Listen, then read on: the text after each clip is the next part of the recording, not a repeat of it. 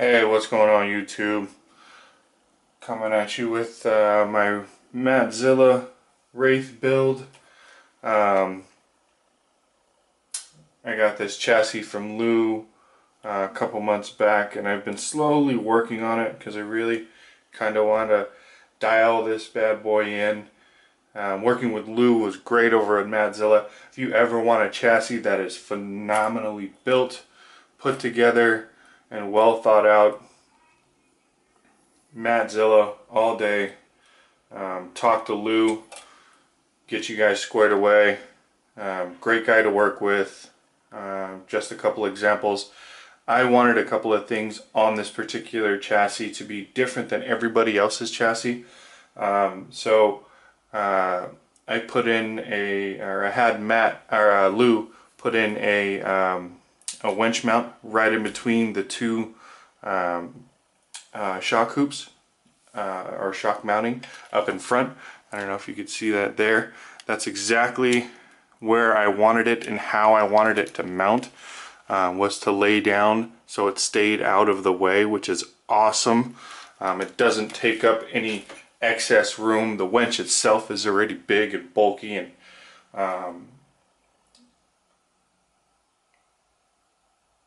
very odd shaped, to say the least. And then I wanted to be able to mount a set of Yetis. Yes, I said Yetis. The lighting for the Yeti, which is right here. I don't know if you guys can see that. I'll show you a shot of the roof. See how it's got the two plates there that allow me to mount that Yeti system up in there. So basically what we came up with was putting the exact dimension to the Yeti on the roof of a Wraith chassis or the Mattzilla chassis. This was a great idea that I had and great execution by Lou. I couldn't have asked for it to come out any better than it has. So once again, a great thanks to Lou over at Mattzilla. Other than that, guys, I have a ton of Vanquish on here, and yes, if you haven't noticed by now, I am running the upgraded versions of the Vetera shocks. They are a dual setup, progressive spring, so you have your smaller spring up front, and then you have your larger spring at the bottom. I haven't fully tested them yet, so I'm not 100% sure on how they're going to take the weight. I did a little light testing and they seem to do just fine. They don't push back really quick, they absorb a whole lot, and they keep the height of, let me move my block, and they keep the height of the truck really well. I am running 40 in the front and 45 in the rear, because I do plan on actually putting a bed in the rear with a bunch of other stuff, one of them including a brand new Castle Mamba Monster X, and attached to that is my BEC. Now some people are telling me that I'm running a lot of power. You have your high voltage Futaba servo up in there, which thank you to Tower Hobbies. It's a BLS 172 SV, which puts out right around 500 ounces of torque. Now that I did not opt for the full metal body, just because I didn't think it was worth another $20 just for a aluminum cap. But anyways, this bad boy is going to add some weight to the structure because it's going to mount right here, and we're in process of actually building that back plate. So it's actually going to be a tub. So this is going to recess in about that far, and then the back of the tub is going to come up and meet the interior of this truck. Now originally I was going to try and do what everybody else does, and I was going to try and run the standard Wraith interior.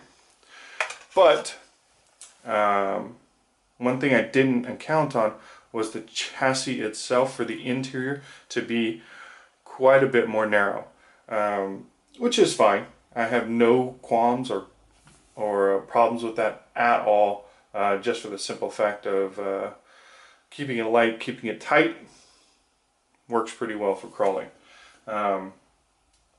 So I am actually going to take a page off of Rich's book at the RC Network, and I'm going to use the Wraith Spawn interior. So it has the pre-cut out half guys in there with the fake steering wheel. But I happened to get my hands on a little skull guy there that I'm going to paint up, and I'm actually going to attach there. Yeah, I know everybody used it last year, but I didn't use it last year, so I'm going to have some fun and put that guy in there. I am running a Rock 412 from Tekin, which I ran last year. The same motor I've been running for the past 2 years. It's a censored motor and I love it. I can put tons of power to it and it just takes everything. Speaking of which, last year at the G6, I was running this motor, servo, winch. I was not running this ESC. I was actually running a Tekin RX-8,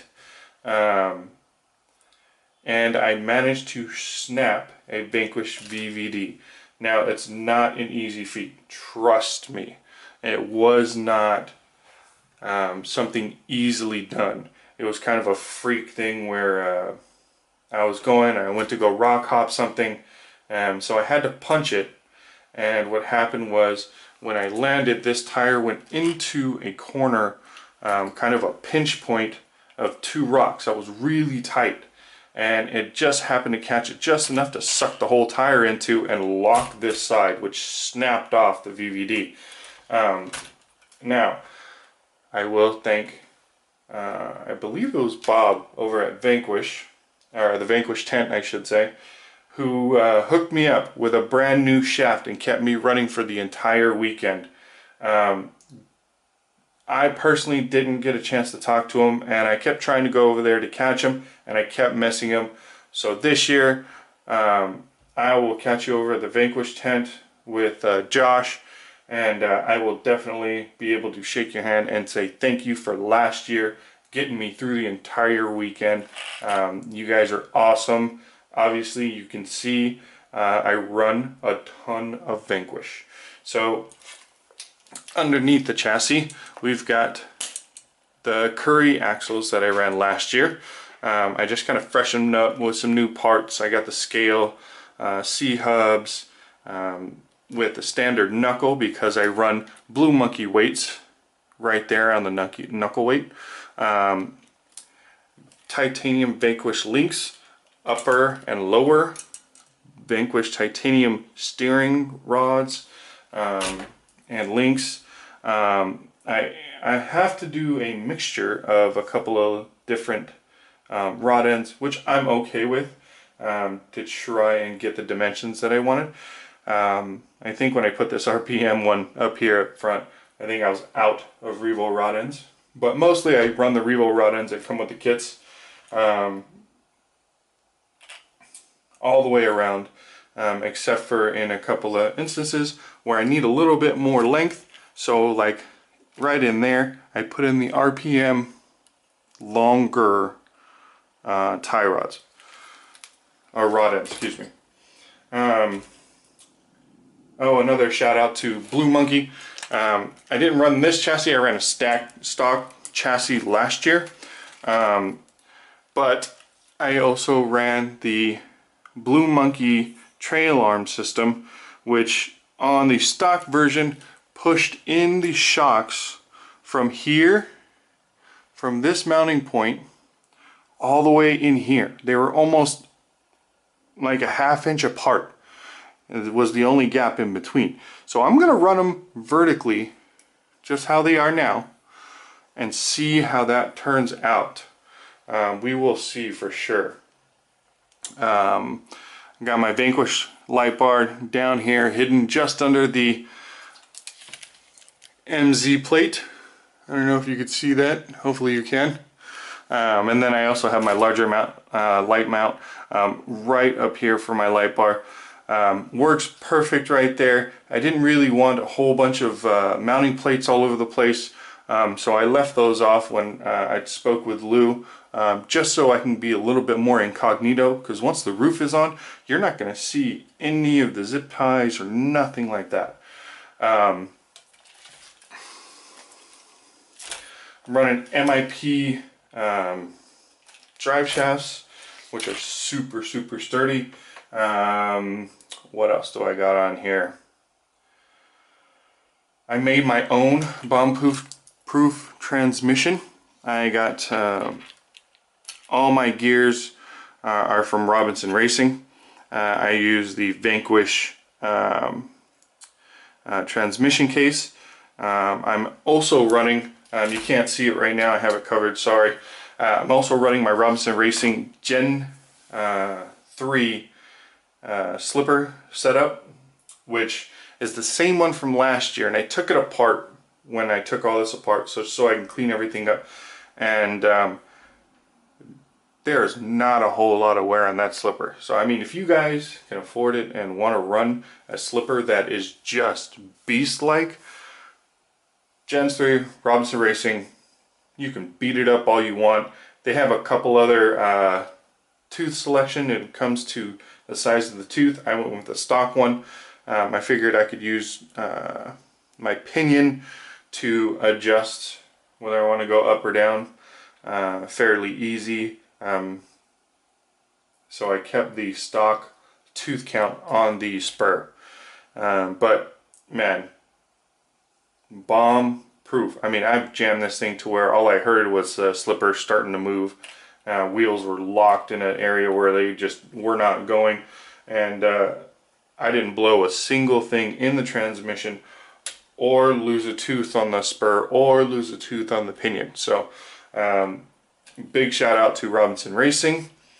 Oh, back to the Vanquish stuff. I did not show you the rear axle. So this is going to be a new addition to the Mattzilla, or my Wraith, is the center pumpkin. So this is something I kind of debated and whether I wanted to do it or not, or get the new F9 axle and throw it in there because of its scale look, and I figured this is my #1 rig. This is my runner rig. So I wanted to not go to the scale aspect of a whole lot of things in here, and the axles were one of those things. So I went with the Curry axle in the rear, center pumpkin, which looks phenomenal. If you've never seen a Vanquish Curry axle, man, you are missing out, and you should at least go and try and see one on somebody else's cars. There's clubs everywhere,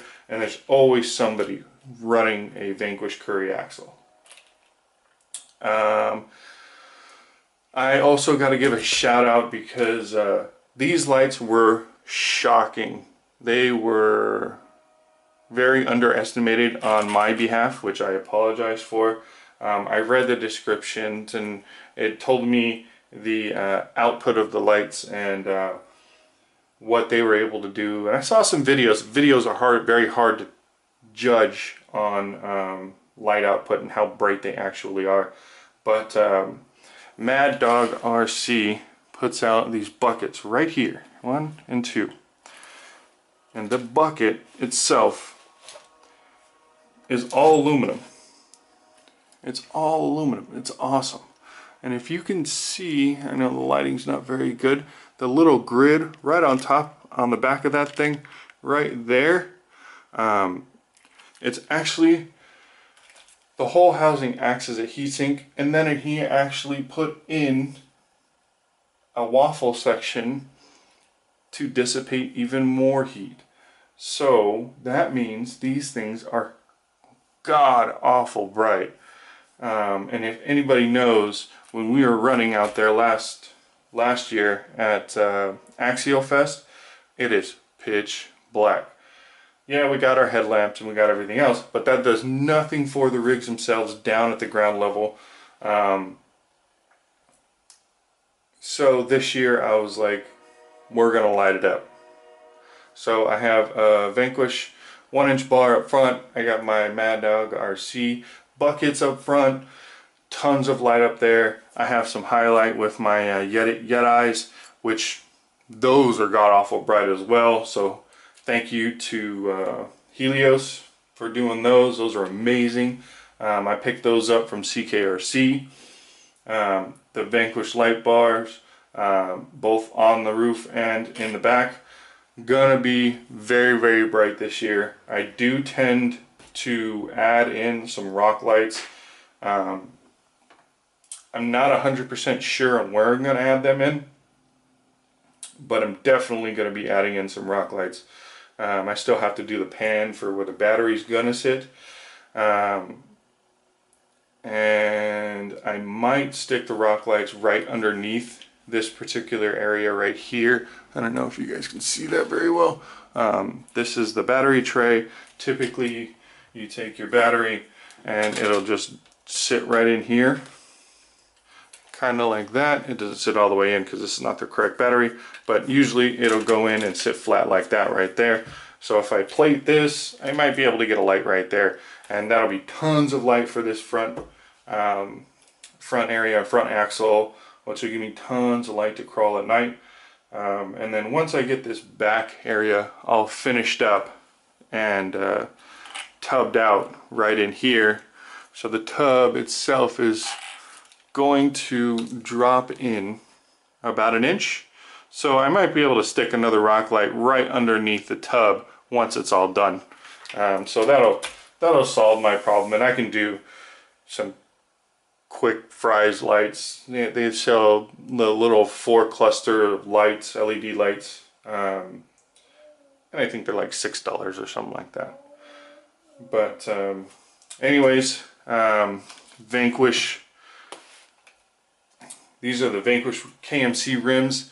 Love these wheels. Love these wheels. Especially on the Carter Fab rings, 1-inch rings. They're amazing. Easy to work with. You can change out the rings if they're worn out. You can, the hub system is very, very easy. And I am running very, well, for some people it's very small hubs. I run the, I believe it's the 300 length hubs from Vanquish, which are a 6-bolt bolt-on right to the rim itself. Big shout out to Crawler Innovations, not only for these cubes, which are amazing. So if you don't have one, you should get them. They're super cheap and they come in very handy. But also for the closed cell foams. I have their closed cell Deuce's Wild foam in here. These are the Rock Beast XOR. So anybody who knows the Rock Beast, anybody knows the XOR or the Rock Beast 2 line, they are big. They're a bit oversized for a 2.2. You measure them up against pretty much any other 2.2 and they're gonna be bigger. They're gonna have more surface area. They're gonna be taller. The lugs on these are typically a bit bigger than what you find. I love these tires. These are the same exact tires I ran last year. All 3 days, plus 2 weeks of testing, plus 3 more weeks after that of running. And they still look amazing. I mean, look at the lug on that thing. There's not really wear and tear on them, and they are ready to go and rip again at the G6 this year, which we will be attending for sure. Had a blast last year. Hopefully have even more fun this year. We kind of got ourselves right in the center of the epicenter of the whole event with our campsite this year. So I don't think we're going to be missing out on a whole lot like we did last year because we were so far away. But anyways, this is my Rigzilla. Big shout out to Mattzilla Lou. You're awesome, man. Big shout out to Vanquish. I dealt with Vanquish a lot, questions and mounting and things like that. So thank you guys for putting up with me and all my questions. Hey OK, I run a Hey OK winch controller in here, so thank you for that. Futaba is awesome. I run a 4PX and I can do everything with that radio. Last year everybody was calling me R2D2 because my radio has a white skin with a black outline and blue lighting. So Futaba, your guys' stuff is amazing. RC 4-wheel drive, I got a couple of parts from them this year. Great customer service, very quick to respond. Tekin helped me out with a lot of programming this year, especially since I'm going to the Mamba. So between Tekin and Castle, thank you guys very much. You guys are awesome. I had a ton of questions for them as well. Blue Monkey RC, hey, you guys' stuff is stout, brother. These trailing arms, everybody always asks me, where'd you get those? Where'd you get those? Blue Monkey RC. Hit them up. They got them. And they're awesome. Alright, guys. We'll see you on the next one. Subscribe, thumbs up, and comment. See ya.